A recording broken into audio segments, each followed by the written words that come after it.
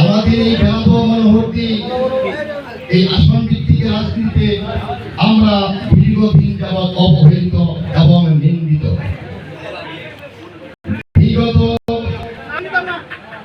যারা এই ভয়াবহ সংসদীয় আসন ভিত্তিক রাজনীতিতে মনোনয়ন দিয়েছেন অনেকেই আওয়ামী লীগকে প্রতিষ্ঠিত করার চেষ্টা করেছেন, অনেকেই জাতীয় পার্টিকে প্রতিষ্ঠিত করার চেষ্টা করেছেন।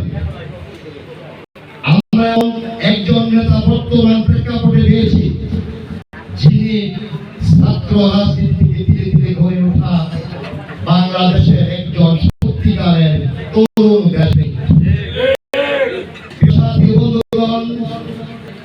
এই তরুণ দেশপ্রেমিক যদি মহান আল্লাহ রাব্বুল আলামিনের করুণায়